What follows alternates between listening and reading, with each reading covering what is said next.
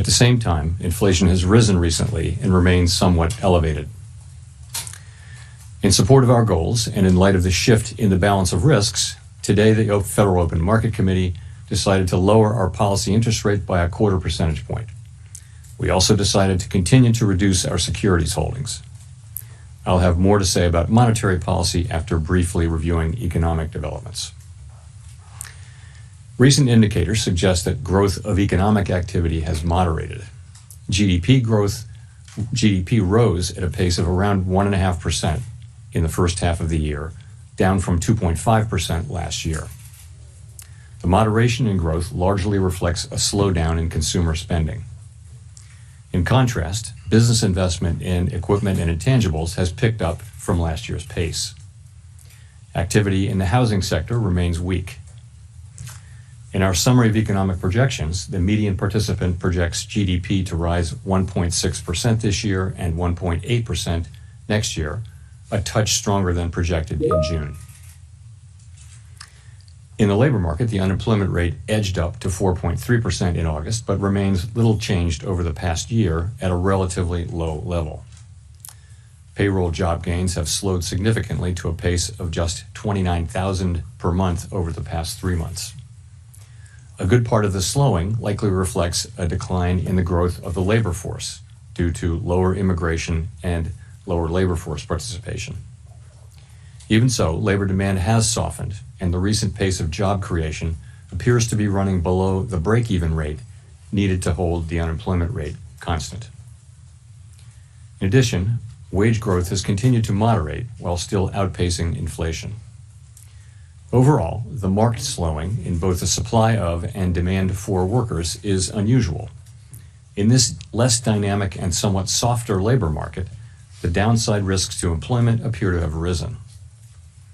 In our SEP, the median projection for the unemployment rate is 4.5% at the end of this year and edges down thereafter. Inflation has eased significantly from its highs in mid-2022, but remains somewhat elevated relative to our 2% longer-run goal. Estimates based on the Consumer Price Index and other data indicate that total PCE prices rose 2.7% over the 12 months ending in August, and that, excluding the volatile food and energy categories, core PCE prices rose 2.9%. These readings are higher than earlier in the year as inflation for goods has picked up. In contrast, disinflation appears to be continuing for services. Near-term measures of inflation expectations have moved up, on balance, over the course of this year on news about tariffs, as reflected in both market and survey-based measures. Beyond the next year or so, however, most measures of longer-term expectations remain consistent with our 2% inflation goal. The median projection in the SEP for total PCE inflation is 3.0% this year and falls to 2.6% in 2026 and to 2.1% in 2027. Our monetary policy actions are guided by our dual mandate to promote maximum employment and stable prices for the American people. At today's meeting, the committee decided to lower the target range for the federal funds rate by 1/4 percentage point to 4 to 4.25%, and to continue reducing the size of our balance sheet. Changes to government policies continue to evolve, and their effects on the economy remain uncertain. Higher tariffs have begun to push up prices in some categories of goods, but their overall effects on economic activity and inflation remain to be seen. A reasonable base case is that the effects on inflation will be relatively short-lived, a one-time shift in the price level. But it is also possible that the inflationary effects could instead be more persistent, and that is a risk to be assessed and managed. Our obligation is to ensure that a one-time increase in the price level does not become an ongoing inflation problem. In the near term, risks to inflation are tilted to the upside and risks to employment to the downside, a challenging situation. When our goals are in tension like this, our framework calls for us to balance both sides of our dual mandate. With downside risks to employment having increased, the balance of risks has shifted. Accordingly, we judged it appropriate at this meeting to take another step toward a more neutral policy stance. With today's decision, we remain well positioned to respond in a timely way to potential economic developments. We will continue to determine the appropriate stance of monetary policy based on the incoming data, the evolving outlook, and the balance of risks. In our SEP, FOMC participants wrote down their individual assessments of an appropriate path for the federal funds rate, based on what each participant judges to be the most likely scenario for the economy.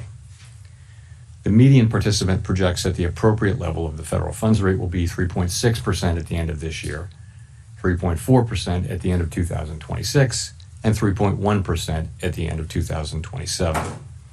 This path is 1/4 percentage point lower than projected in June.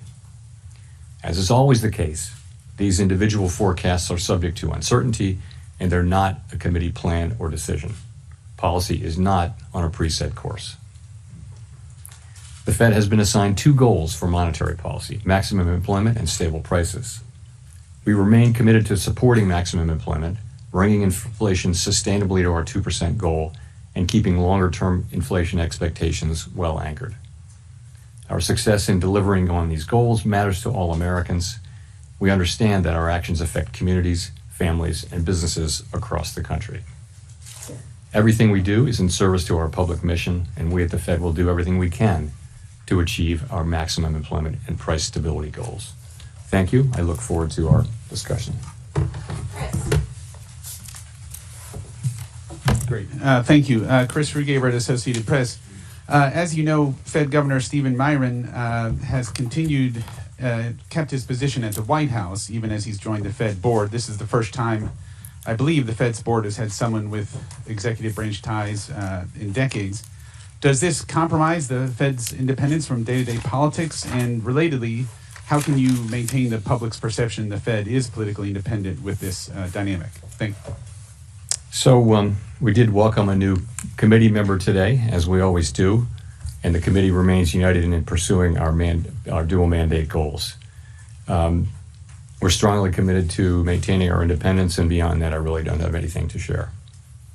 Okay, and then just as a quick follow-up, I'm sorry, can you and other Fed officials have spoken extensively about the impact of tariffs on inflation, although perhaps with many companies appearing to eat the tariffs, tariffs may be impacting the labor market and other parts of the economy instead. Do you see that as a possible outcome here, that tariffs are the reason we're seeing some slowing, particularly in the labor market, rather than in inflation? Thank you. You know, it's certainly possible. You know, we have begun to see goods prices showing through into higher inflation, and actually the increase in goods prices accounts for most of the increase in inflation, or perhaps all of the increase in inflation over the course of this year. Those are not very large effects at this point, and we do expect them to continue to build over the course of the rest of the year and into next year. And you know, it's also possible that there may be effects on employment, but that I would say if you're looking at why employment is doing what it's doing, that's much more about the change in immigration. So the supply of workers has obviously come way down. There's very little growth, if any, in the supply of workers.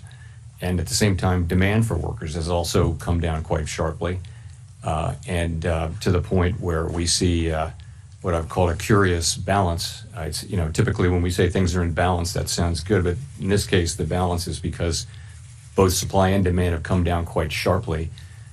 Now demand coming down a little more sharply because we now see the unemployment rate edging up.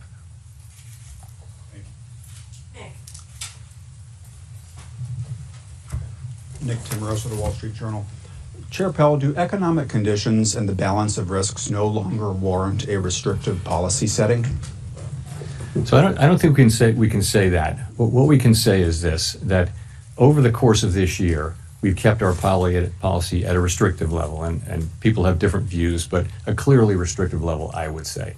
So, and we were able to do that over the course of this year because the labor market was in very solid condition with strong job creation and all those things.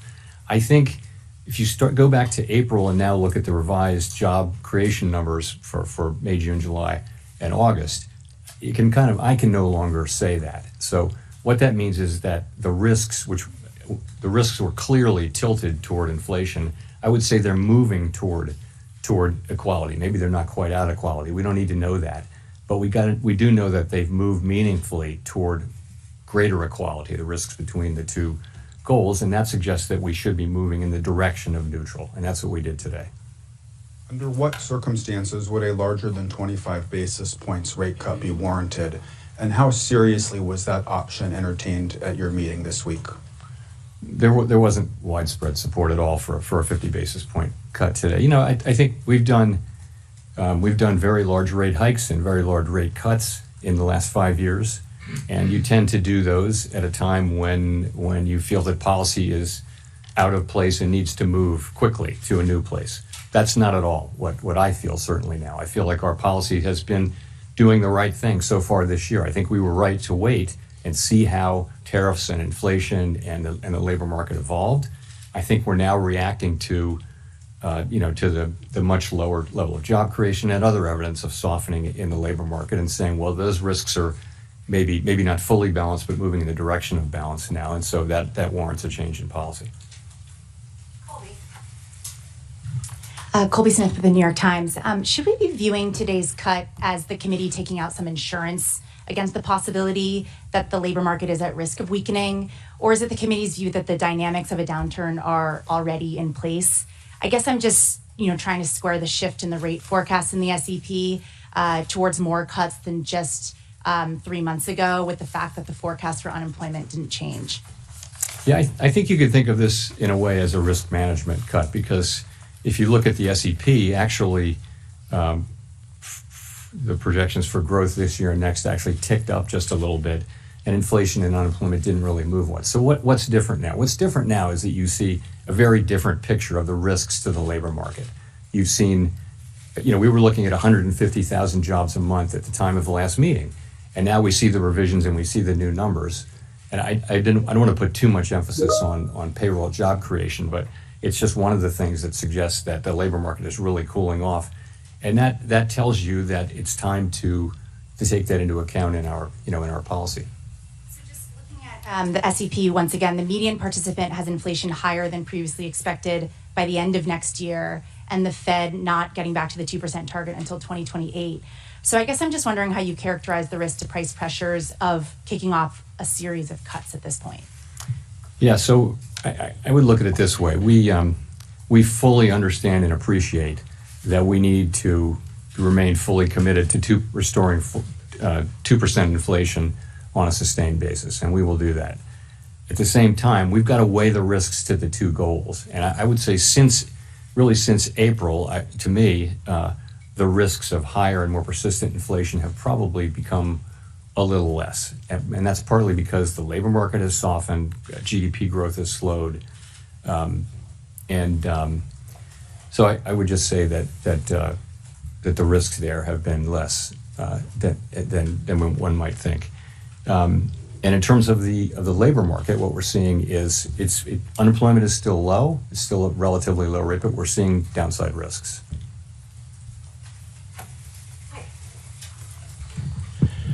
Michael McKee from Bloomberg Radio and Television. I'm a little confused by your explanation of the Fed cutting rates because of unemployment. If you think that most of what's happening in the employment area is related to immigration, which your rate cuts wouldn't address, how do you see that as more important than inflation, which has remained almost a full percentage point above your target? Well, I was saying that what's happening in the labor market has more to do with immigration than it has to do with tariffs. That was the question I was answering. So I wouldn't say that all of what's happening in the labor market is due to tariffs. I mean, you clearly have a slowing in it due to immigration. You clearly have a slowing in demand, which is now perhaps more than that in supply, and we know that because the unemployment rate has ticked up. So, that's what I meant by that. I can follow up. Every year since 2015, the SEP has forecast that you would hit your target 2 years later. And this year, this SEP says you're going to hit your target 2 years later. 2% does not seem to be in sight. Does that suggest that the 2% target is not really achievable? And does this present any credibility problems for you in telling people that that's what you're going to do if you can never reach it? Well, I mean, you're right. It does say we're going to get to 2% inflation in 2028, at the end of 28. But that's, that's literally how you put the projections together. You're writing down a rate path, which is designed to create, over the course of the SEP, time frame, 2% inflation and maximum employment too. So that's all that is. No one really knows where the economy will be in 3 years. But the nature of the exercise is to write down policy that you believe would return to the 2% goal over at least by the end of the exercise. Thanks so much, Elizabeth Schulze with ABC News. The latest inflation report shows that prices are still going up across key categories for many households, including groceries. What will the Fed do if prices pick up more? So our expectation, and you can see this consistently through the year, has been that inflation will move up this year, but that the basically because of the effects on goods prices from tariffs, but that those will turn out to be a one-time price increase as opposed to creating an inflationary process. That's been our forecast.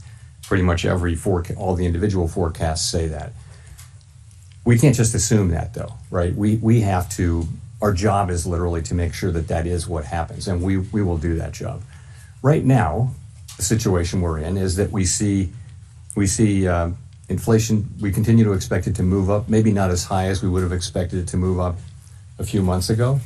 The pass-through of the tariffs into inflation has been slower and smaller. The labor market has softened. So the case for there being a persistent inflation outbreak is less. And so that's why we think it's time for us really to acknowledge that the risks to the other mandate have grown and that we should move in the direction of neutral. So what will we do? We'll do what we need to do, but we have two mandates and we try to balance them.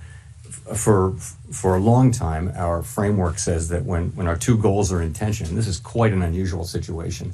How do we decide what to do? Because our tools can't do two things at once. What we do is we ask which is farther from, how far is each from the goal and how long is it expected to get to the goal? So, and then we think about those things and we see, as I mentioned, our policy had been really skewed toward inflation for a long time, really. Now we see that there's downside risk clearly in the labor market, and so we're moving in the direction of more neutral policy. How concerned are you about the slowdown in the jobs market for households at home, especially younger Americans struggling to land a job? So it's an interesting labor market, and obviously we think it's appropriate that we reduce our rates so that we become more neutral, which presumably will be better for the labor market. You see people who are sort of more at the margins, so kids coming out of college and younger people, minorities are having a hard time finding jobs. The overall job finding rate is very, very low.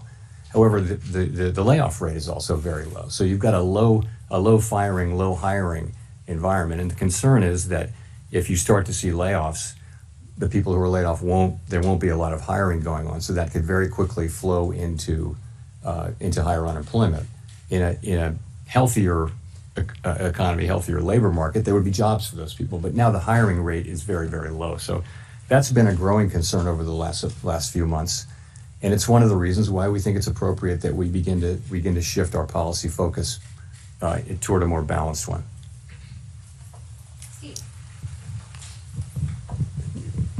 Steve Leisman, CNBC. Mr. Chair, in the past, during rate cuts, you used the word recalibration.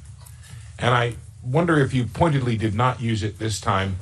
And in fact, when you said policy is not on a preset course, did you mean that as sort of the opposite of recalibration? Are we meeting to meeting, data point by data point? Are we in the process here of getting back to neutral? Thank you. So I think we're in a meeting by meeting situation. We're going to be looking at the data. Let me say a word about the SEP really here. So we often point this out. What the SEP is it's an accumulation of the individual projections of 19 people, showing what they believe at a particular moment in time to be the most likely path for the economy and thus the appropriate path for monetary policy as well.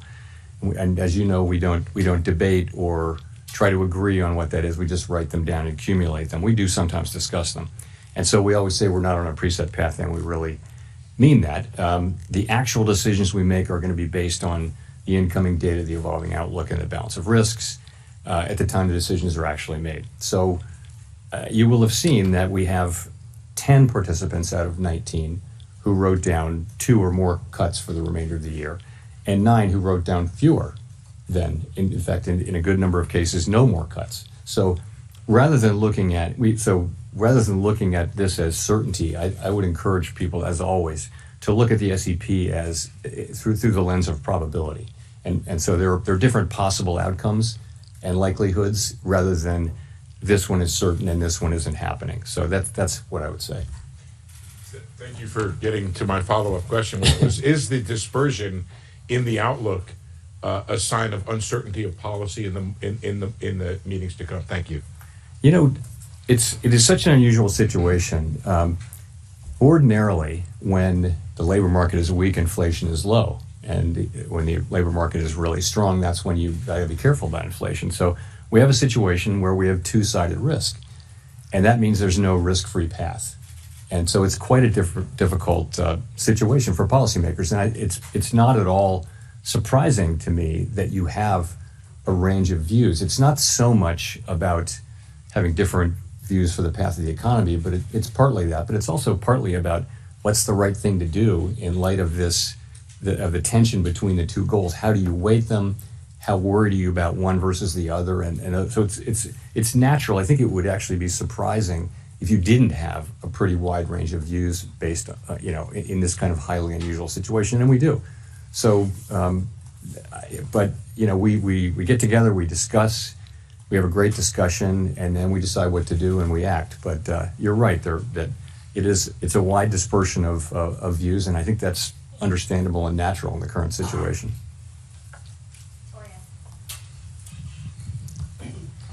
Hi, Victoria Guida with Politico. You've talked a lot about Fed independence and the importance of it over the years, but as markets have questions about what exactly President Trump's intentions are with the Fed, what would you point to as the things they should be watching to determine that the Fed is still making decisions based on, the economic outlook rather than political considerations? Look, it's deeply in our culture to do our work based on the incoming data and never consider anything else. That's just, everybody who's at the Fed really feels strongly about that way. So, you'll know it by the way we talk about what we're doing, by the speeches that people give, by the decisions that we make. You'll know that we're just still going to do that. That's all we do. And we don't frame these questions at all or see them in terms of political outcomes. I think when you get to another part of Washington, everything is seen through the lens of, does it help or hurt this political party, this politician? That's the framework. And I think people find it hard to believe that that is not at all the way we think about things at the Fed. We're taking a longer perspective. We're trying to, serve the American people as best we can.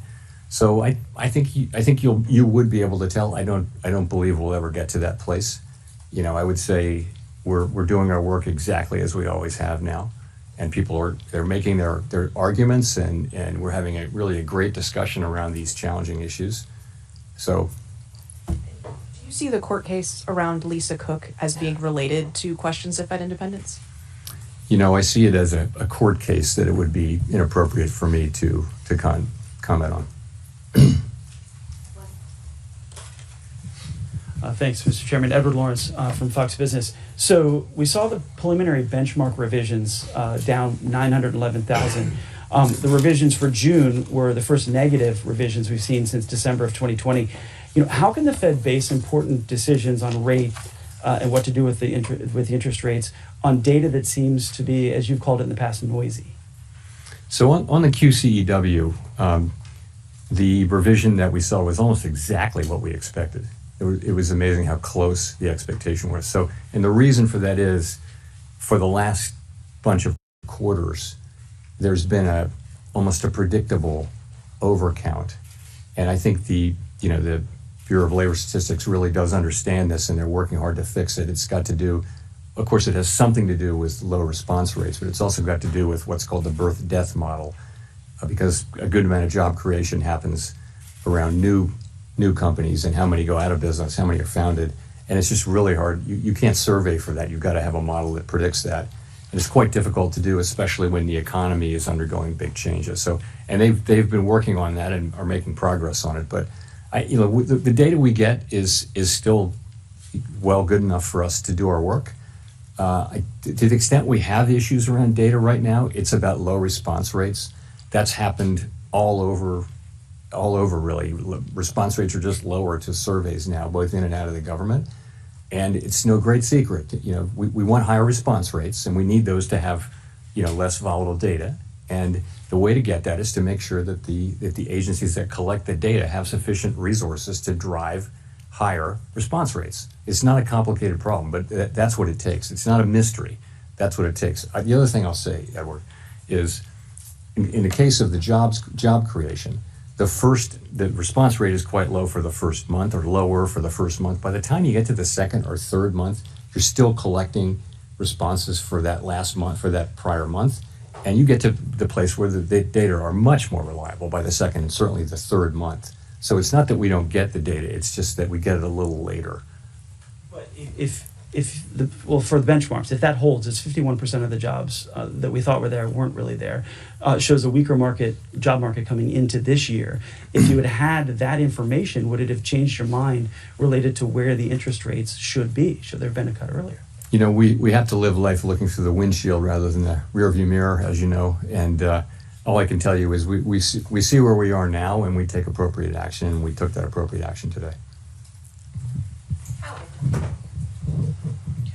Thanks. Howard Schneider with Reuters. So, as you mentioned a minute ago, some margins of the job market would suggest that the slide's already happening. A black unemployment rate in August was above 7%, declining work week, difficulty among college graduates finding work, rising youth unemployment. Why do you think a quarter percentage point now is going to arrest that? Well, I didn't say that I thought a quarter point would make a huge difference to the economy, but you've got to look at the whole path of rates, right? And the market's has already been baking in expectations. I mean, our market works through expectations, right? So I think our policy path really does matter. And I think it's important that we use our tools to support the labor market when we do see signs like that. I did mention that, you see minority unemployment going up, you see younger people who are more vulnerable economically, more susceptible to economic cycles. That's one of the reasons, in addition to just overall lower payroll job creation, that shows you that at the margin, the labor market is weakening. I would also point to labor force participation. Some part of the significant decline in labor force participation over the last year has probably been cyclical in nature rather than just the usual aging process. So we put all those together, and we see that the labor market is softening, and we don't need it to soften anymore, don't want it to. So we use our tools, and it starts with a 25 basis point rate cut, but the market's also pricing in a rate path. I'm not blessing what the market's doing at all. I'm just saying it's not just one action. As a follow-up to that, the growth mix right now seems very concentrated in investment and on the consumer spending side in the higher income groups. Do you feel that that's an unsustainable mix for the economy moving forward? I wouldn't say that. I mean, you're right. Those are two. We're getting unusually large amounts of economic activity through the AI build out and corporate investment. I don't know how long that will go on. No one does. In terms of spending, you saw that the consumer spending numbers were well above expectations, and that may well be skewed toward higher earning consumers. There's a lot of anecdotal evidence to suggest that. Nonetheless, it's spending. So, I mean, I think the economy is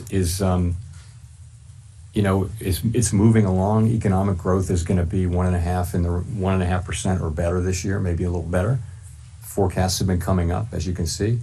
So, labor market unemployment is low, but downside risks, but it's still a low unemployment rate. So, that's how we see it.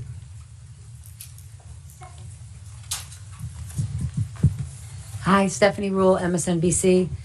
Treasury Secretary Scott Bessent has said that the Federal Reserve suffers from mission creep and institutional bloat. He's now calling for an independent review. Would you support an independent review, or are you open to any sort of reform in any areas of the Fed? I, of course, am not going to comment on anything the Secretary says or really any other officer says. So in terms of reform at the Fed, we just went through a lengthy and I think very successful process of updating our monetary policy framework.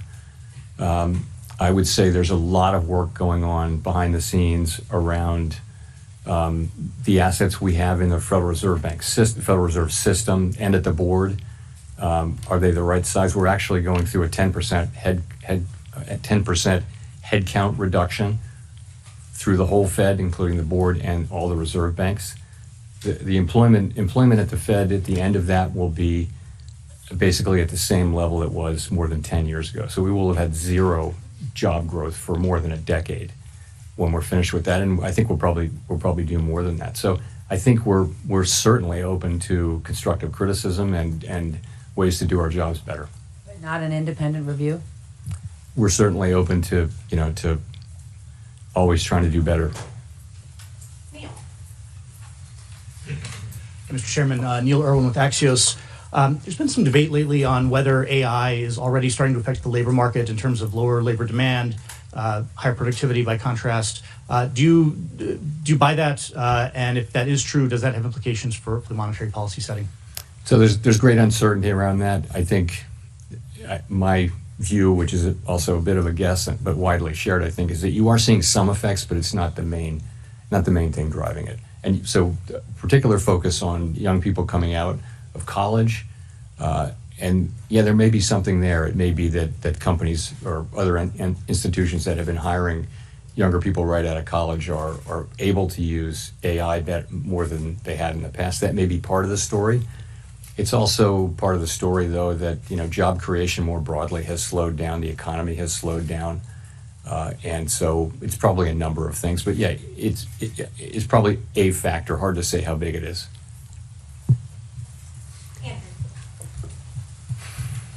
Thanks, Mr. Chairman. What evidence do you see of tariffs showing up in inflation?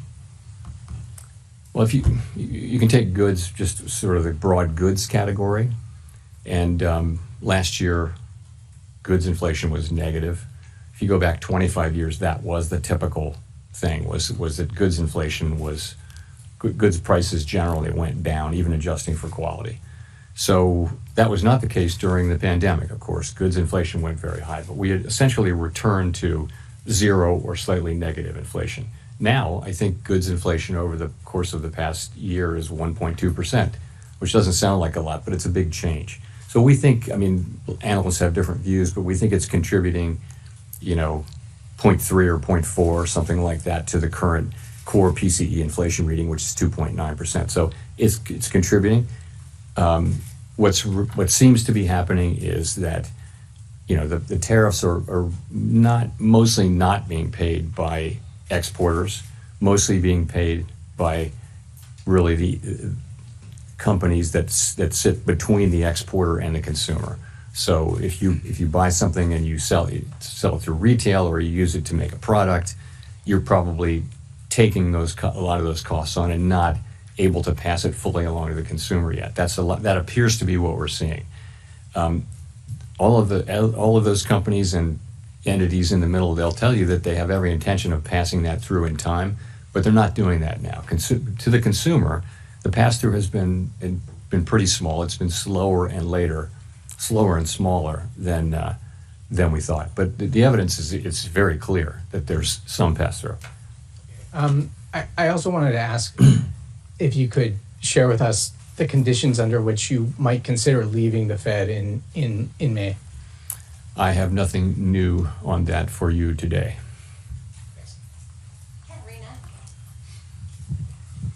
Hi, Katerina Saraiva with Bloomberg News. I just wanted to follow up on one of your answers just a couple minutes ago. We've often heard you talk about how you and your colleagues, do not think about politics. This does not enter the room. But one of your new colleagues does come from this world, right, where everything is seen through this framework of politics and of what party is being helped, and that person is still employed by the White House. How can markets and the public interpret, some of his speeches, for example, and then some of the forecast that we see today? I mean, the median for this year was moved because of the introduction of his forecast. I'm talking about the number of rate cuts seen this year. What do you say to markets and the public that are trying to interpret, what you guys are saying? So there's 12 vote, 19 participants of whom 12 vote, as you know, on a rotating basis. So no one voter, can really, the only way for any voter to really move things around is to be incredibly persuasive. And the only way to do that in the context in which we work is to make really strong arguments based on the data and one's understanding of the economy. That's really all that matters. And that's how it's going to work. And I think that is the way the institution, that's in the DNA of the institution. That's not going to change. And then I wanted to ask about a Gallup poll that showed that Americans now have more confidence in the president than the Federal Reserve when it comes to doing what's right for the economy. Why do you think that is, and what's your response? What's your message to the public? Our response is we're going to do everything we can to use our tools to achieve the goals that Congress has given us, and we're not going to get distracted by anything. So I think that's what we're going to do. We're just going to keep doing our jobs.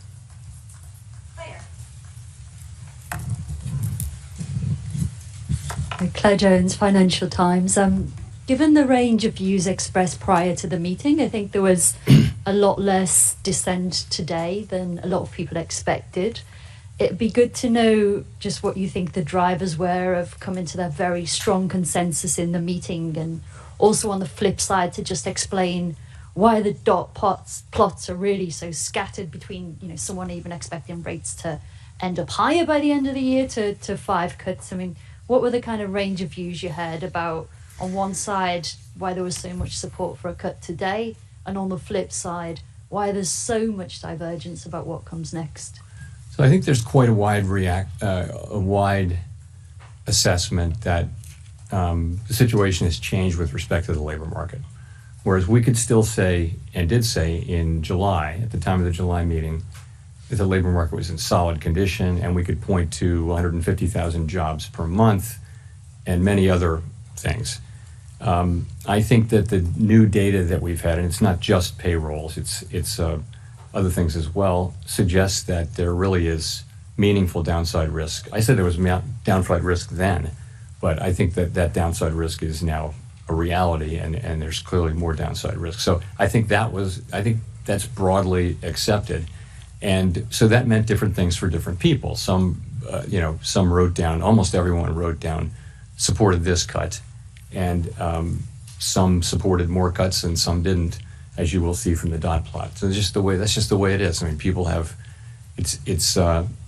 you have people who take this work very seriously, think about it all the time, do their work, discuss it with our colleagues. We endlessly discuss this between ourselves, and then we have a meeting where we put it all out on the table, and this is what you get. And you're right, there's a range of views in the dots, and I think that's, like I said, very unsurprising given the quite unusual, historically unusual nature of the challenges that we face. But let's remember, though, the unemployment rate's 4.3%. The economy's growing at 1.5%. So it's not a bad economy or anything like that. We've seen much more challenging economic times. But from a policy standpoint, the standpoint of what we're trying to accomplish, it's challenging to know what to do. There are, as I mentioned earlier, there are no risk-free paths now. It's not incredibly obvious what to do. So we have to keep our eye on inflation. At the same time, we cannot ignore and must keep our eye on maximum employment, which is those are our two equal goals. And you will see that there are a range of views on what to do. Nonetheless, we came together today at the meeting and acted with a high degree of unity.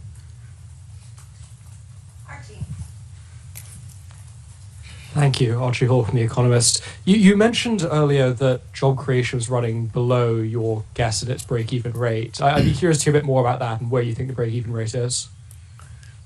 So there are many different ways to calculate it, and none of them is perfect. But it's clearly come way down. You could say it's somewhere between 0 and 50,000, and you'd be right or wrong. I mean, there's just many different ways to do it. So wherever it was, 150,000, 200,000 a few months ago, it's come down quite significantly, and that's because a very lower amount of people are joining the labor force. The labor force really not growing much at this point, and that's a lot of where the supply of labor was coming from over the last 2 or 3 years. So we're not getting that now.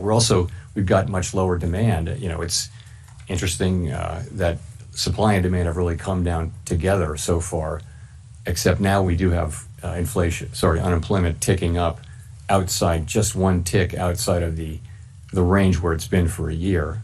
4.3% is still a low level, but I think this speedy decline in both supply and demand has certainly gotten everyone's attention.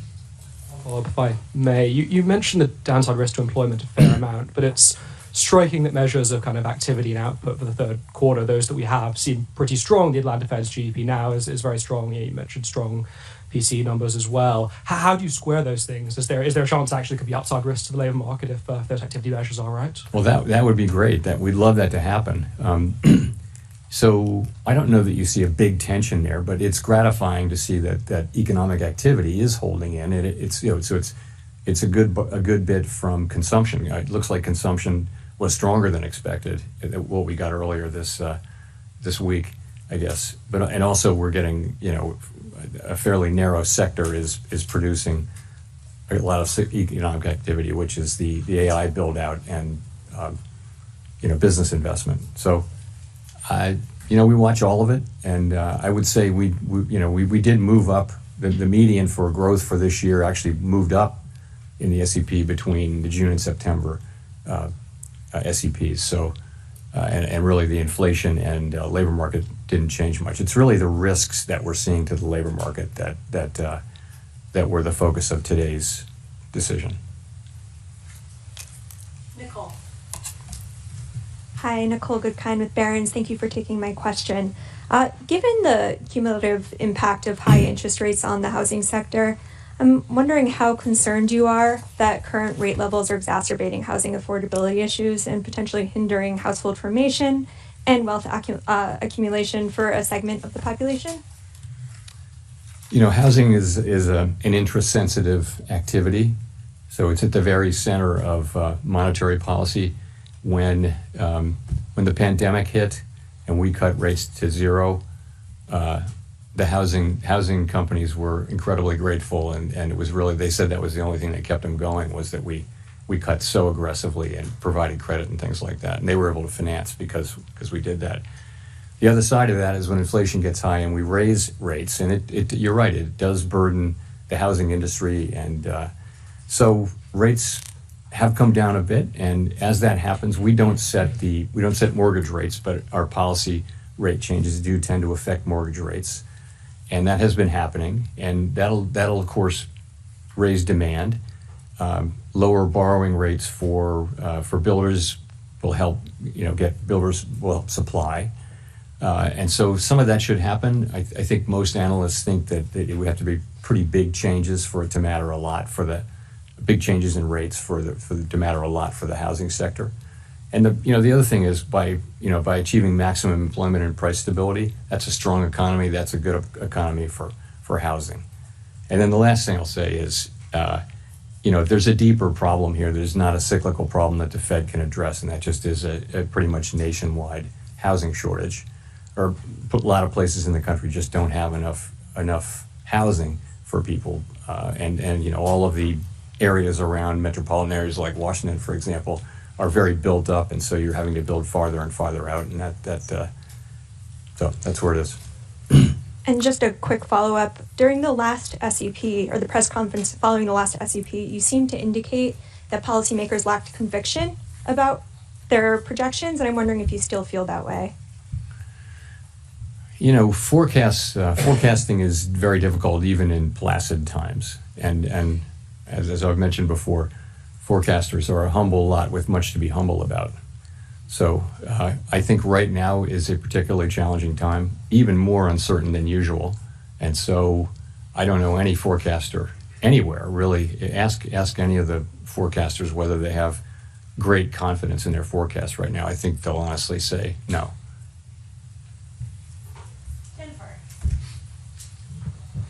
Thank you, Chair Powell. Jennifer Schonberger with Yahoo Finance. If you're cutting rates, why continue to reduce the size of your balance sheet, then pause the unwinding?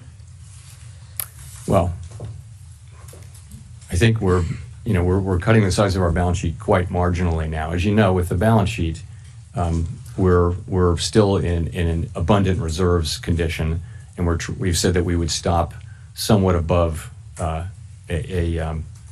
somewhat above an ample reserves level. That's where we are, and we're getting closer to that. We're monitoring it very carefully. We don't think that has at all significant macroeconomic effects. These are pretty small numbers moving around inside a giant economy. You know, the level of runoff is not very large, so I wouldn't attribute macroeconomic consequences to that at this point. And at his recent confirmation hearing, Stephen Myron brought up that the Fed actually has 3 mandates from Congress, not just jobs and stable prices, but also moderate long-term interest rates. So what does Congress mean by moderate long-term interest rates? How should we understand that when we see the 10-year Treasury moving? And how do you think about this part of the mandate when policy choices like rate cuts or balance sheet reductions affect the long end of the yield curve? So we always think of it as the dual mandate, maximum employment and price stability, for a long time, because we think moderate long-term interest rates are something that will result from stable inflation, low and stable inflation, and maximum employment. So we haven't thought about that for a very long time as a third mandate that requires independent action. So that's where that is. And there's no thought of, as far as I'm concerned, there's no thought of considering that, considering that we somehow incorporate that in as something in a different way.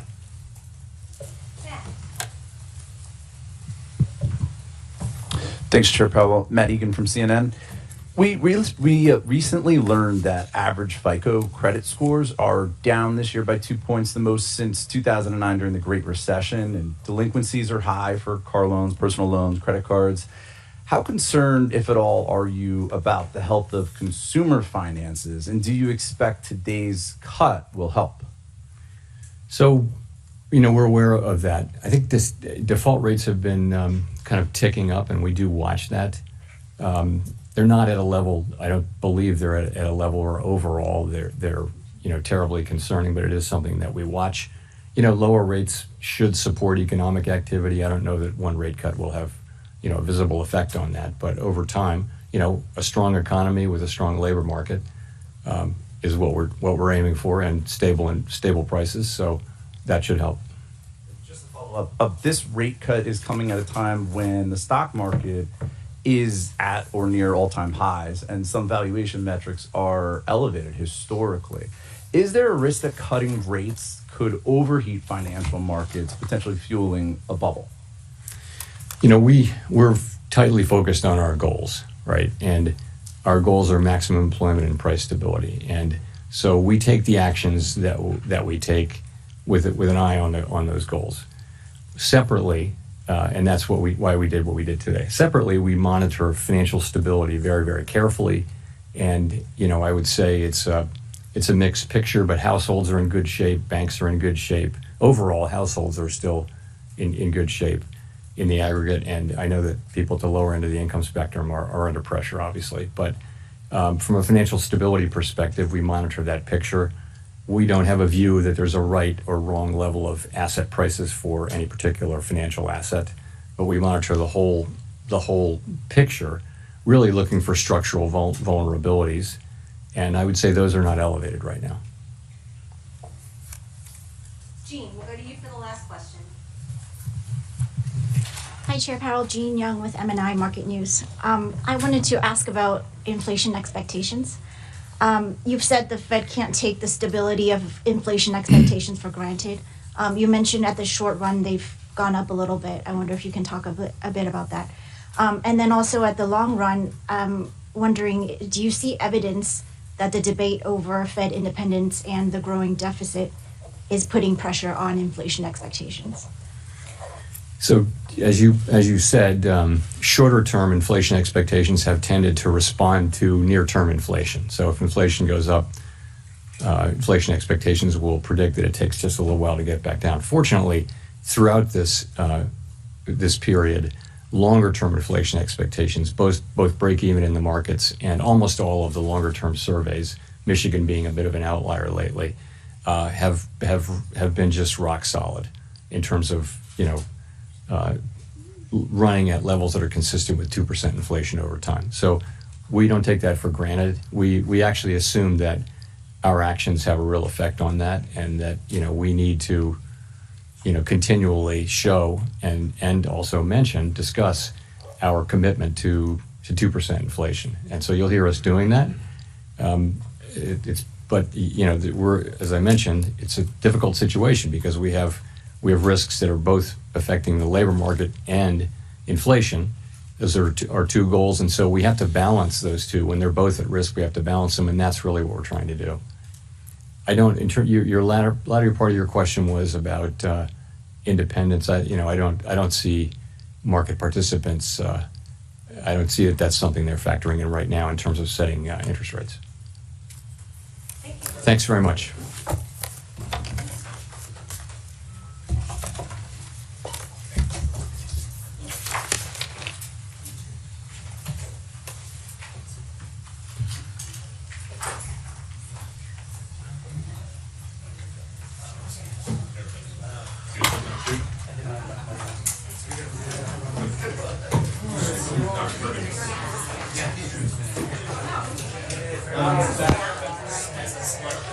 《华人看世界》尽在华人资讯网好视频。